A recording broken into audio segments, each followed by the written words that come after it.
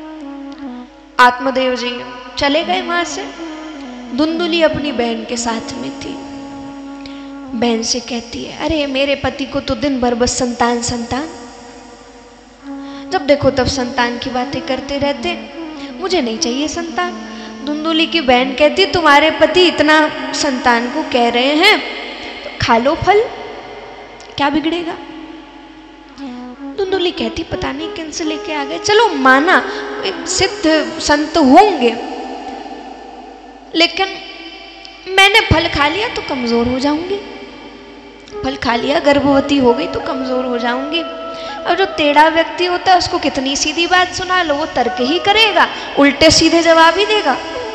धुंधुली कहती है, फल भक्षेण गर्भस्यात् गर्भिणोदर वृद्धिता स्वल्प भक्षम ततो शक्ति गृह कार्यम कथम भवे।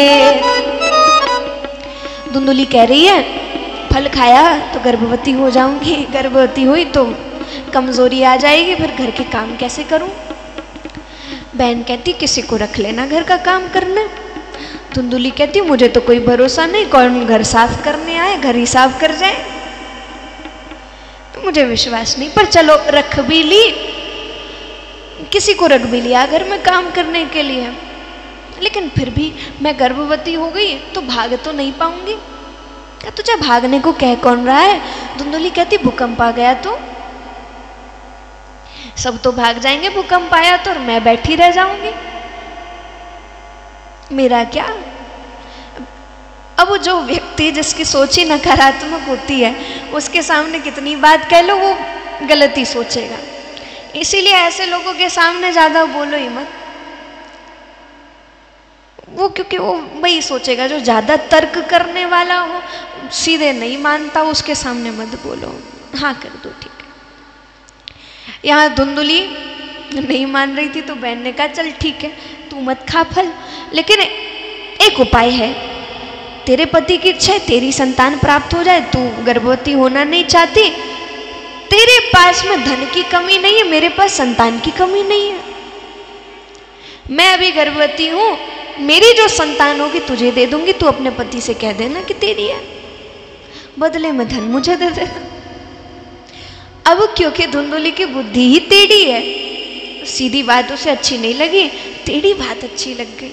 ऐसा ही करते, अपनी बहन के साथ में रहने लगी और जो फल आत्मदेव जी लेकर के आए थे वो गाय को दे दिया, गाय को फल खिला दिया।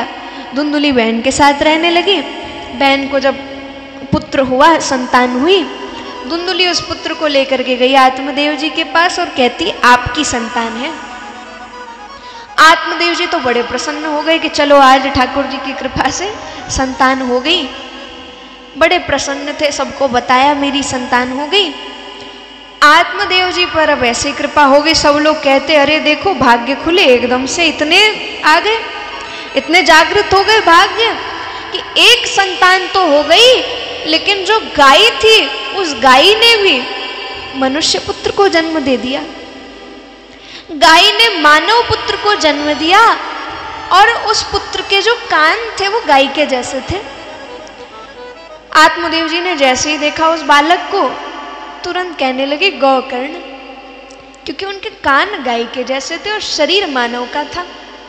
गौकर्ण नाम रख दिया। धुंधुली कहती, ये बाद में आया, लेकिन इसका पहले नाम रख दिया, हमारे पुत्र का पहले ही जन्म हो चुका है, इसका नहीं रखा अभी तक। आत्मदेव जी कहते, रख देते हैं। धुंधुली कहती, नहीं, पुत्र तो मेरा है, मैं रखूंगी। कहा, मेरा पुत्र होगा धुंधकारी। धुंधकारी नाम रख दिया, और वो कर्म भी उसके वैसे ही हो गए, वो पाप भी फैलाने वाला हुआ। धुंधकारी बचपन से ही गलत संगत में पड़ गया।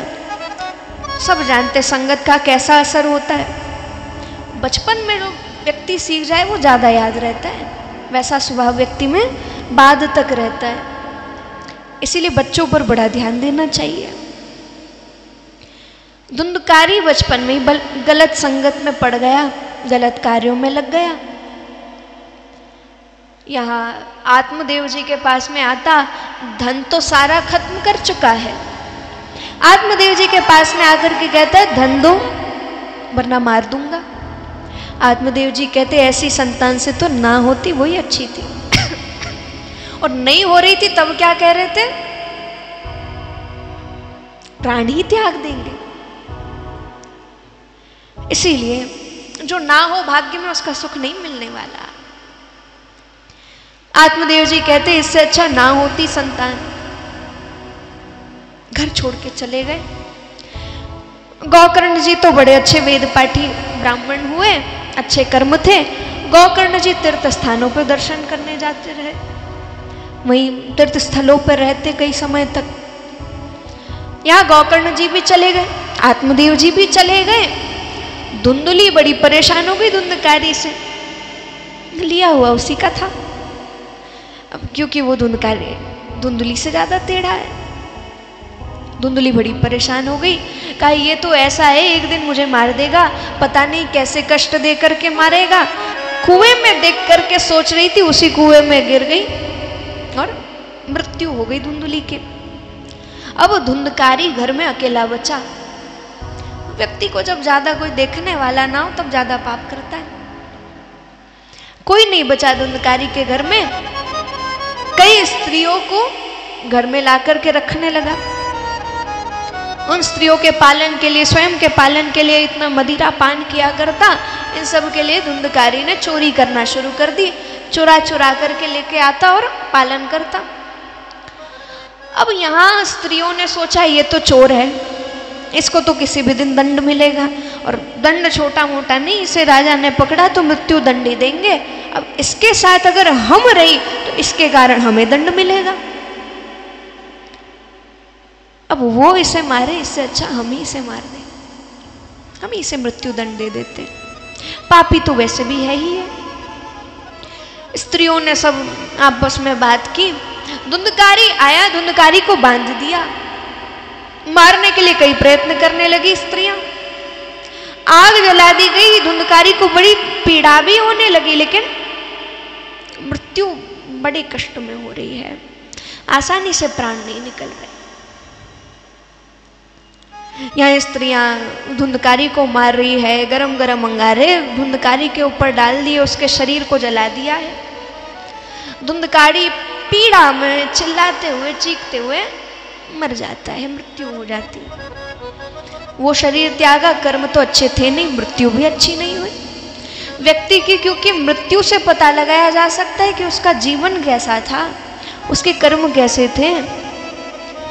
किसी का मृत्यु के समय भी घर परिवार में मन रह जाए तो समझ जाओ कि वो मोहमयी था पूरे जीवन।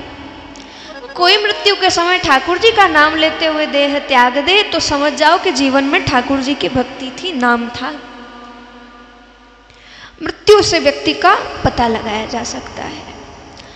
शरीर में भले ही किसी के कितना ही कष्ट हो मृत्यु के समय, लेकिन अगर कोई भक्त होगा, ठाकुर जी के दर्शन उसे मृत्यु के समय होंगे, वो नाम लेते हुए अगर त्यागेगा अपने प्राण, तो उसकी आनंद में ही मृत्यु हो जाएगी, ज्यादा कष्ट नहीं होगा उससे।